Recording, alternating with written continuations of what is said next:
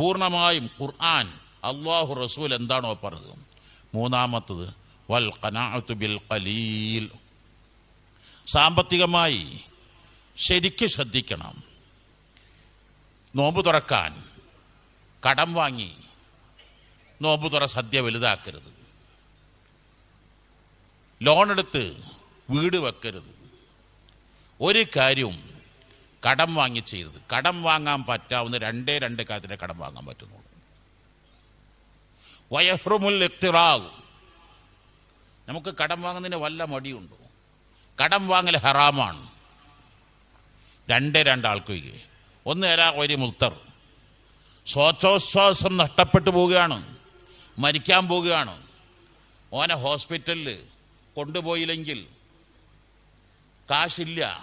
എവിടെ നിന്നാണോ കിട്ടുന്നത് കടം വാങ്ങി. എല്ലാവരും ഏതെങ്കിലും രൂപത്തിൽ രക്ഷിക്കണം. ഇല്ലെങ്കിൽ കടം കിട്ടുന്നത് വാങ്ങിയിട്ട്.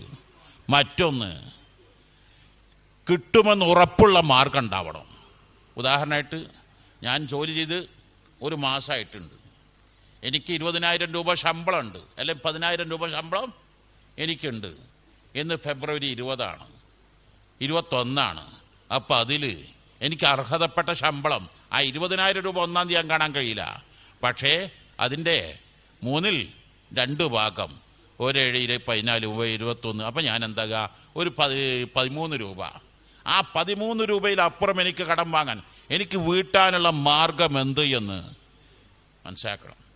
പ്രത്യേകിച്ച് ഇപ്പോൾ സ്വർണത്തിന് വില കൂടിയപ്പോൾ റബ്ബേ എത്രയാണ് പരാതികൾ. മുമ്പ് വേറെ ഒക്കെ ഇപ്പോൾ പെണ്ണുങ്ങളെ പണ്ടെടുത്ത് വിറ്റ് ഇപ്പോൾ പെണ്ണുങ്ങളെ പണ്ടം ചോദിക്കുന്നുണ്ട്.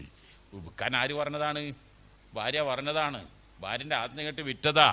അത് വാങ്ങിക്കൊടുക്കാന്ന് കരുതിയിട്ട് വിറ്റതാണ്. എന്തിനേറെ എത്ര കുടുംബ ബന്ധങ്ങളാണ് മനുഷ്യൻ എന്ത് പറ്റിപ്പോയി. എത്രയോ വിഷയങ്ങൾ ഈ വിനീത ഇടപെടേണ്ടി വന്നു. അഥവാ പെട്ടെന്നല്ലേ സ്വർണത്തിന് എന്ത് കണ്ടിട്ട് ഇങ്ങനെ 1,30,000 30,000 15,000 30,000 ഒക്കെ ആയത്. അവൻ സ്വന്തം ഭാര്യമാർ ചോദിക്കുകയാണ്, എവിടെ നിങ്ങളുടെ 10 കൊടുത്തില്ലേ? എനിക്കൊരു 10 പൈസ എന്നാൽ അന്നത്തെ ഇത് വന്നാൽ പോരാ, എനിക്ക് ആ ഒന്നത്തെ 15 ലക്ഷം റുപ്യ തരണം, അല്ലെങ്കിൽ 13 ലക്ഷം രൂപ തരണം.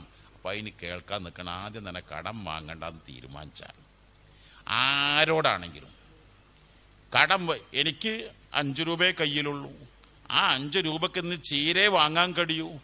ആ ചീര താളിച്ചതായിട്ട് എനിക്കൊന്ന് നോമ്പ് തുറക്കാം, അതുകൊണ്ട് മതിയാക്കാം. അല്ല 10 രൂപയാണുള്ളത്. ആ 10 രൂപയ്ക്ക് എനിക്ക് വല്ല പച്ചക്കറിയും കിട്ടുമെങ്കിൽ എല്ലാ 100 രൂപ ഒരാളുടേത് കണ്ട് നമ്മൾ വൽ ഖനാഅതു ബിൽ ഖലീൽ. എന്താണ്? മാ അല മനിഖ്തസദ വമാ ഖാബ മനിസ്തഖാറ വമാ നദിബ മനിസ്തശാറ. ജീവിതത്തിൽ മിതത്വം ശീലിച്ചോ ഒരിക്കലും ദരിദ്രനാവുകയില്ല, ദാരിദ്ര്യം പിടികൂടുകയില്ല. ഇന്നത്തെ കുട്ടികൾക്ക് ദൂർത്ത്. അപ്പം അതാണ് ഈ തഖ്വയുടെ ഭാഗമാണ് ഖനാഅതു ബിൽ ഖലീൽ. മൂന്നാമത് വൽ ഇസ്തിദാദു ലിയൗമിർ റഹീൽ. കഴിഞ്ഞ റമളാനിൽ നമ്മുടെ പള്ളിയിൽ വന്നിരുന്ന എത്ര ആളുകൾ ഈ ലോകത്തോട് മരിച്ചിട്ടുണ്ടാവും. എൻ്റെ നാട് കടലുണ്ടിയാണ്. കഴിഞ്ഞ റംസാൻ തലേ രാവ് ഞാൻ കടലുണ്ടിയിൽ നിന്ന് മരിച്ചെണ്ണി വെക്കുമ്പോൾ 10-ലേറെ ആളുകൾ. സിദ്ദീഖാജിണ്ടായിരുന്നല്ലോ അന്ന്. ഞാനിങ്ങനെ അപ്പോഴേ അത്ഭുതപ്പെട്ട് ഇങ്ങനെ ആലോചിച്ച് നോക്കുമ്പോൾ ചെറിയ മഹല്ലത്താണ് ഞങ്ങളുടെ മഹല്ലത്ത്. ബഷീറാജി മരിച്ചത്, ജമാലാജി മരിച്ചത്, ഹംസക്കോയൊക്കെ മരിച്ചത്, ഹംസക്കോയ മരിച്ചത്. ഇങ്ങനെ എണ്ണി നോക്കും ഞാൻ ഇങ്ങനെ അത്ഭുതപ്പെട്ട്. നമ്മളിതിങ്ങനെ മറക്കുന്നത് കൊണ്ടല്ലേ. നമ്മുടെയൊക്കെ നാട്ടിൽ നമ്മുടെയൊക്കെ പ്രായക്കാരിൽ എത്ര ആളുകളാണ് ഇങ്ങോട്ട് വരുന്ന ടൈമിലാണ്. ചാലിയം ഇല്ലിക്കൽ തറവാട്ടിലെ നജീമുദ്ദീൻ ഇപ്പോൾ സൗദിയിൽ നിന്ന് മരിച്ചെന്ന് വിവരം കിട്ടുന്നത്. അവരെ ഖബറിനെ സ്വർഗ്ഗമാക്കടേ അല്ലാ, വിശാലാക്കടേ അല്ലാ. ഓരോ ദിവസവും എത്രയെന്ന് പത്രം. ഇവരൊക്കെ കരുതിയിരുന്നോ ഇത് അവസാന റംസാനാണെന്ന്? ആരെങ്കിലും ചിന്തിച്ചിരുന്നോ? നമ്മളാരും ഈ അടുത്ത റംസാൻ ആര് ജീവിക്കും? അടുത്ത വെള്ളിയാഴ്ച ആര് ജീവിക്കുമെന്ന് ആര് കരുതി? അടുത്ത ദിവസം ആര് ജീവിക്കുമെന്ന്?